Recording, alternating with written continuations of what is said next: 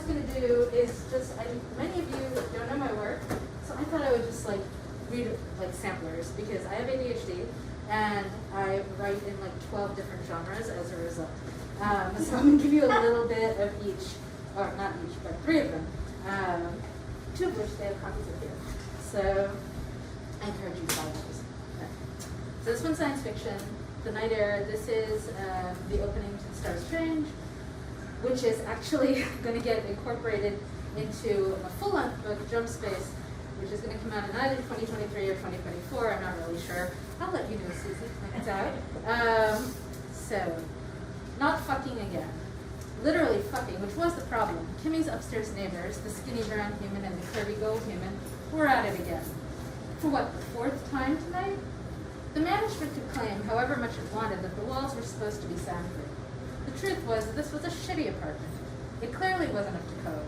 And when 2 grown adults decided to hurl their bodies together in a battered wooden bed, you could hear it. You would think, after getting the news that the war was finally on, after years of hate-mongering and human supremacist group posturing, the pair would have gone decently to sleep. But no. They were probably celebrating life or some such bullshit. Kimmy couldn't take it anymore. She shoved back the chair from her desk, grabbed a fur to wrap around herself, and headed out into the night. She just wanted to walk, far and fast and until her brain stopped buzzing. Sometimes walking helped. The streets were more empty than usual.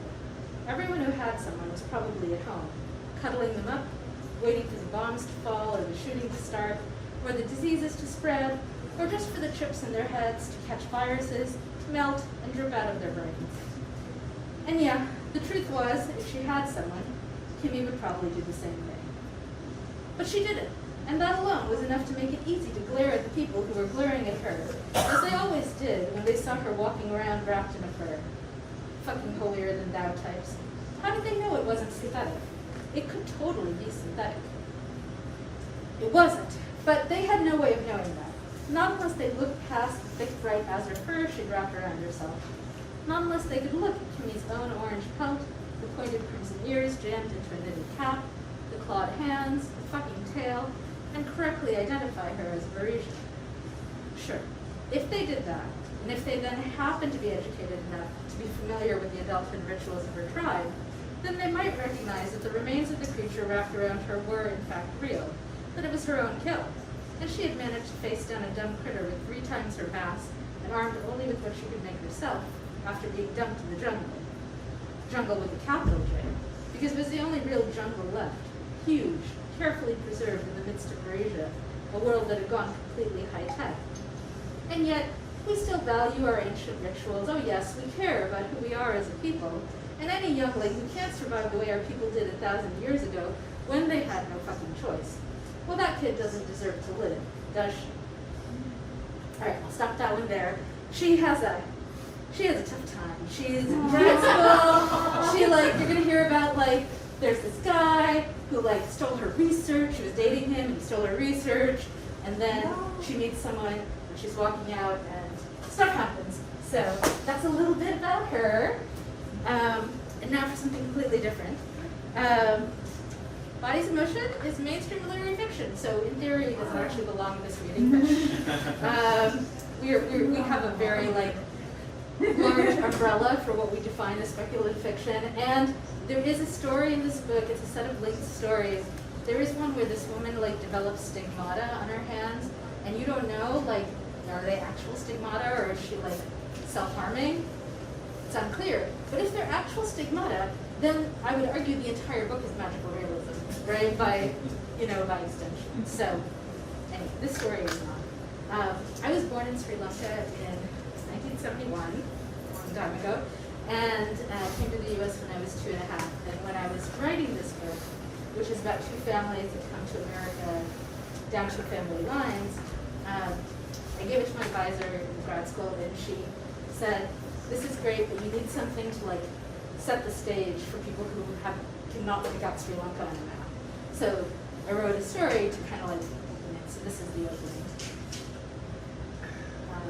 Oceans bright and wide, Colombo, 1939. Bonnie stood just outside the convent school gates, waiting for Sister Catherine to come and meet him. Bougainvillea spilled over the walls, lush and crimson. He was briefly tempted to break off a small sprig to present to her. It was her favorite plant, the brilliantly hued, paper-thin leaves hiding their tiny white flowers. But any flowers he broke off would only wither and die. Better to leave them growing on the vine, surrounded by their own kind, beautiful in their profusion. Bonnie watched the young girls instead, demure pairs walking in their crisp white school uniforms across the wide lawns. He heard the nuns giving strict instructions to their charges. An accustomed pleasant thrill of anticipation energized him. After all these years of anticipation, he still looked forward to his walks with Sister Catherine. Their conversations had started when his daughters were girls, fatherly duty bringing him to the convent school grounds, to that large white building, its tall pillars and broad marble floors so reminiscent of his own Cinnamon Gardens home. When the convent had put in tennis courts for the girls and his wife, Bala, had worried about the propriety of allowing their daughters to play, it was Thani who had come to talk to the nuns, who had then come home and reassured his wife. Had he been convinced by reason? Or by the bright young face of Sister Catherine, with her sharp green eyes and her red hair forever escaping the confines of her demure garb? Her face had been so fair, like a water lily, too delicate for the touch of the sun. And her mind, quick, rich with the accumulated knowledge of European civilization, the literature and philosophy she taught. When he talked with her, Bonnie felt like a young coconut tree, growing tall in the bright light of her regard, enriched and enlightened. There she was, at the top of the white steps, hurrying down, heedless as a girl despite the constrictions of her nun's habit. His heart beat a little faster, and he entered the gates, crossing the broad expanse of grass to meet her. Thani walked slowly. His heavy, middle-aged build didn't allow him to move as quickly as she did. He was slow, but steady, unreasonably happy. Thani never inquired too closely into his feelings for Sister Catherine. It was enough that for 25 years, since the day his first daughter started school until today, when his last daughter was finally finishing, it had brought him pleasure to come here, to spend an hour or so walking the grounds in Sister Catherine's company, listening to her talk of Chaucer and Milton, Plato and Aristotle. Mr. Celia, I'm so sorry I kept you waiting. She landed beside him, slightly out of breath, hands reaching up to tuck stray wisps of hair back under her wimple. There were a few strands of gray among the red now, but it was still beautiful, so fine and delicate. After all these years, Thani still felt the urge to reach out and touch the strands. He smiled down at her. It's never any trouble, sister. When I received your message you wanted to see me, I was delighted to come. I hope nothing is wrong. No, she started to walk, and he fell into step beside her. It's about Shanti, but certainly nothing is wrong. Everything is perfectly right, in fact. Oh? I wanted to know, what are your plans for her? Thani felt mixed apprehension and pride. This had lately been a source of mild contention between him and his wife. Bala was determined to get the girl safely married, as Shanti's 11 elder sisters and her one brother had been. But Thani wasn't ready to let his youngest daughter go. She was his favorite, the one he could talk to. She was bright, a good companion for his thoughts. He'd wondered whether Shanti might perhaps study for a teacher's certificate. Then she could stay with them a little longer. That is not yet decided. My wife and I are not entirely in agreement on this. He flushed, slightly embarrassed, wondering if the nun would think less of him. A man should be able to rule his own house. That was what his friends at the club would say if they heard him. But whatever men boasted to one another, it was different within a marriage. Sister Catherine glanced shrewdly at him. Yes, I thought that might be the case, but if my own words might carry some weight, my wife and I have always thought very highly of you, sister. Sister Catherine took a deep breath before saying quickly, Shanti must go to Pembroke for a crash course. There are a few girls studying sciences now among the boys at Pembroke. We've taught her what we can in private tutorial, but we have no science courses here. Then she must go on to university. She must continue her physics studies properly. After a year or two, she can apply to Oxford. Thani stopped short, shocked, turning to face Sister Catherine. You're joking, surely, sister. Pembroke, perhaps, although Bala will be worried about her with all those boys, and university. She's clever, but no girl has ever... That's not true, the nun interrupted. Shanti wouldn't be the first to attempt, though the few other girls have gone straight into medicine. But Mr. Celia, Sister Catherine put a hand on his arm. Thani flushed under the bright Colombo late morning sunshine. Your daughter is more than clever. She's brilliant, exceptional. 16, and she has outstripped all the math and physics we can teach her. She soaks it up like a sponge, her mind leaping ahead of our poor, stumbling explanations. She must go on, must go to England. Only there will she get the education she deserves. She will be a beacon at Oxford, proof of what astonishing heights her people are capable of. Her last words were like a splash of icy water in his face. Bonnie had been floating in a pleasant haze, flattered by the compliments paid his daughter. Chauncey had gotten her brains from him, after all. He thought often enough that if he had applied himself more to his studies, he might have ended up a professor, perhaps even principal of a school. But the nun's last words was his beloved daughter to be a trained monkey, a performing dog. We're quite aware of our own capabilities, sister. Bonnie pulled back from her, surprisingly annoyed. He'd never been angry with her before. So I'll stop there, and I'll just note that, like, one of the things I think is so interesting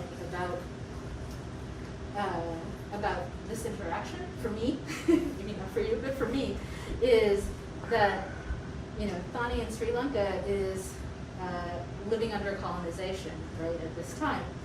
But the Irish have also lived under hundreds of years of colonization, right?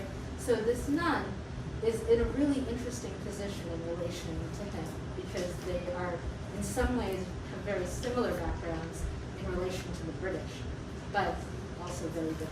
So, anyways, hopefully that all gets set up somewhat clearly as we go on, and I'll just read you like a paragraph from this. This is, I wrote for George R. R. Martin's Wildcard series, which is superhero stuff. It's a very long-running series. I joined partway through. And this story, this is my character, the Moon Maid, and I'll just read the opening. This was super fun to write because I got to set it in the Bird and Babe. Anyone know what the Bird and Babe is? I do not. That sounds familiar. It is. It's the nickname for the place where Tolkien and Lewis. Yeah. It's used not the to- real name. It's not the real name. It's the nickname, right? The Eaglin Child is the real name. Yeah. So, 1948. Arthie ducked into the Bird and Babe, hoping she wasn't too late to snag her favorite corner for lunch. Thankfully, it was free. The Inklings hadn't descended on it yet with their smeared manuscripts and typical high spirits.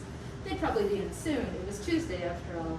But if she were firmly ensconced, then perhaps they would let her keep it and find somewhere else for their literary endeavors. She slid onto the bench beside the fireplace, thankful for the heat. After 3 years in Oxford, she still hadn't adapted to the dampness of English winters. A nasty February drizzle fell on the cobbled streets outside, and she shrugged off her soggy coat with relief. The dark paneled walls added to the coziness of the room, and for a moment, she could forget England, forget Oxford, maybe even forget that her heart was breaking. So, I will stop there. Thank you guys.